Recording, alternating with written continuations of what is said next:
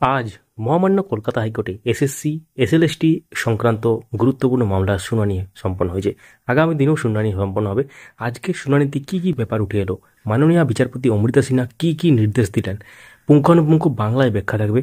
আজকের শুনানি এ to Z. আজকে দুটো ধাপে শুনানি হয়েছে, প্রথম হচ্ছে লাঞ্চের আগে আর দ্বিতীয় পর্ব হচ্ছে লাঞ্চের পর। তো গুরুত্বপূর্ণ ব্যাপারটা আপনারা এই ভিডিওর মাধ্যমে জানতে পারবেন। সঙ্গে থাকুন, চ্যানেলটিকে সাবস্ক্রাইব করে, যারা ফেসবুক থেকে দেখছেন পেজটিকে ফলো করে রাখুন। তো মহামান্য কলকাতা হাইকোর্টে এসএসসি এসএলএসটির নতুন রুলস যে 2025 এবং অভিজ্ঞতার নম্বর সংক্রান্ত মামলার শুনানির আজকে সম্পন্ন হয়েছে। এবং এই শুনানিতে মূলত মামলাকারীদের পক্ষে সিনিয়র আইনজীবী বিকাশ রঞ্জন ভট্টাচার্য এবং রাজ্যের পক্ষের অ্যাডভোকেট জেনারেল কিশোর দত্ত মহাশয় উপস্থিত ছিলেন। এবং শুনানির শুরুতেই সিনিয়র আইনজীবী বিকাশ রঞ্জন ভট্টাচার্য উল্লেখ করেন, মহামান্য সুপ্রিম কোর্ট গত 26শে নভেম্বর যে নির্দেশ দিয়েছেন তাতে পরিষ্কার বলা হয়েছে, টেন্টেড বা যাদের নিয়োগে দুর্নীতির অভিযোগ প্রমাণিত বা যাদের চাকরি বাতিল হয়েছিল সেই সব প্রার্থীদের নতুন নিয়োগ প্রক্রিয়ায় কোনোভাবেই অংশ নিতে দেওয়া যাবে না। মহামান্য সুপ্রিম কোর্ট এটাও নিশ্চিত করেছিলেন এবং বলেছিলেন যে রুলে যেন ফ্রেশ বা যোগ্য প্রার্থীদের কোনো ক্ষতি না হয়।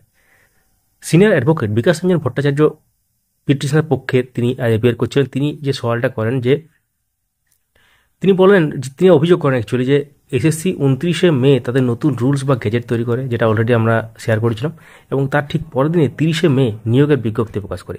মাত্র একদিনের মধ্যে রাজ্যের সমস্ত স্কুলের শূন্যপদ সংগ্রহ করা এবং রুলস মেনে নোটিফিকেশন দেওয়া বাস্তবে অসম্ভব। তিনি দাবি করেন এসএসসি এক্ষেত্রে নিজস্ব রুলস লঙ্ঘন করেছে এবং নতুন রুলে নম্বর বিভাজন সেটা ক্ষেত্রেও কিন্তু তিনি অভিযোগ তোলেন। লিখিত পরীক্ষা 60, একাডেমিক অভিজ্ঞতা 10 এবং ইন্টারভিউ ডেমো 20। মাননীয় বিকাশবাবু তিনি পয়েন্ট আউট করেন যে 2016 সালের রুলে মাধ্যমিক উচ্চ মাধ্যমিকের নম্বর যোগ, কিন্তু তা বাদ দিয়ে নতুন ভাবে যে রুল সেখানে শুধু গ্র্যাজুয়েশন বা পোস্ট গ্র্যাজুয়েশনের নম্বর রাখা হয়েছে। তার অভিযোগ এটি উদ্দেশ্য প্রণোদিতভাবে করা হয়েছে যাতে নির্দিষ্ট কিছু প্রার্থীর সুবিধা পায়। এবং এক্ষেত্রে টেন্টেড প্রার্থীদের সুবিধা প্রদান নিয়েও কিন্তু আজকে অনেকক্ষণ আর্গুমেন্ট হয়। এই সংক্রান্ত ব্যাপারে কিন্তু অনেকটাই আর্গুমেন্ট হয়। তিনি বলেন, মহামান্য সুপ্রিম কোর্ট নির্দেশ দিয়েছিলেন টেন্টেড প্রার্থীদের কোনো এক্সট্রা বেনিফিট দেওয়া যাবে না, কিন্তু এসএসসি অভিজ্ঞতার জন্য 10 নম্বর বরাদ্দ রেখেছে। যেহেতু বাতিল হওয়া প্রার্থীরা বর্তমানে 31শে ডিসেম্বর পর্যন্ত চাকরিতে বহাল আছেন মহামান্য সুপ্রিম কোর্টের নির্দেশে, তাই তারা এই অভিজ্ঞতার নম্বরের সুবিধা পেয়ে যাবেন, যা আদালতের নির্দেশের পরিপন্থী। অর্থাৎ আরেকটা ব্যাপার, যে প্যানেলটা নাল অ্যান্ড ভয়েড হয়েছে বা ক্যান্সেল হয়েছে সেই প্যানেলের কেন অভিজ্ঞতা নম্বর দেওয়া হবে, এই ব্যাপারটাও কিন্তু তুলে ধরা হয়। তাহলে অভিজ্ঞতা নম্বর আগে না পরে, অর্থাৎ ইন্টারভিউর আগে না পরে, এই ব্যাপারটাও কিন্তু চ্যালেঞ্জ হয়েছিল এবং রুলটাও চ্যালেঞ্জ হয়েছে। তো সিনিয়র অ্যাডভোকেট বিকাশ রঞ্জন ভট্টাচার্য রুলসের ব্যাখ্যা দেন। তিনি বিভিন্ন রকম যে রায়গুলো হয়েছে, বিভিন্ন মহামান্য সুপ্রিম কোর্টের রায় এবং তার সাথে যে গ্যাজেট কি আছে এবং গ্যাজেটে কি উল্লেখ করা হয়েছিল, রিক্রুটমেন্ট নোটিফিকেশনে কী ছিল, সমস্ত একদম পয়েন্ট টু পয়েন্ট মানে লাইন বাই লাইন একদম পড়েন আর কি। তো এক্ষেত্রে গুরুত্বপূর্ণ তিনি পয়েন্ট তোলেন রুলসের ব্যাখ্যা দিতে গিয়ে। প্রিলিমিনারি মেরিট স্কোর, অর্থাৎ রুলস অনুযায়ী ইন্টারভিউয়ের জন্য ডাকার তালিকা বা শর্টলিস্ট তৈরি হবে প্রিলিমিনারি মেরিট স্কোরের ওপর ভিত্তি করে। সিনিয়র অ্যাডভোকেট বিকাশ রঞ্জন ভট্টাচার্যের যুক্তি হলো, এই প্রিলিমিনারি স্কোরে শুধুমাত্র লিখিত পরীক্ষার নম্বর এবং শিক্ষাগত যোগ্যতা বা একাডেমিক নম্বর থাকা উচিত। অভিজ্ঞতার নম্বর কখন যোগ হবে সেই ব্যাপারটা নিয়ে তিনি রুল 2O যে ব্যাপারটা এবং শিডিউল 2 উল্লেখ করে বলেন, অভিজ্ঞতার নম্বর বা টিচিং এক্সপিরিয়েন্স এবং ইন্টারভিউর নম্বর ফাইনাল স্টেজে যোগ হওয়া উচিত।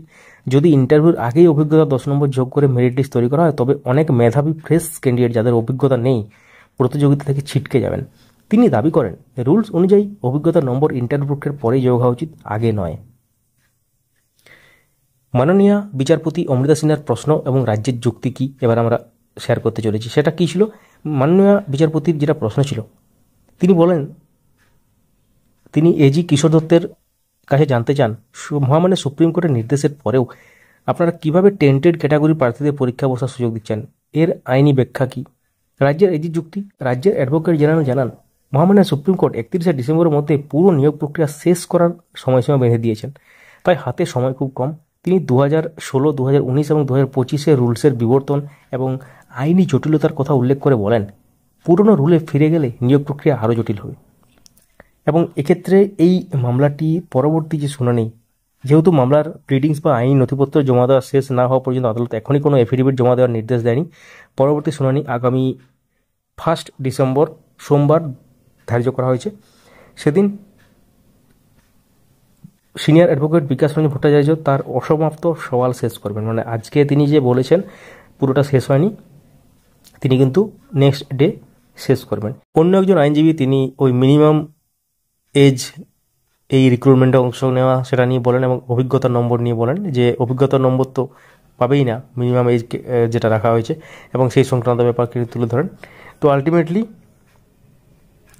এই মামলার মূল যে বিতর্ক বা মূল যে আর্গুমেন্ট সেটা দাঁড়িয়ে আছে অভিজ্ঞতার 10 নম্বর কখন যোগ হবে তার উপর।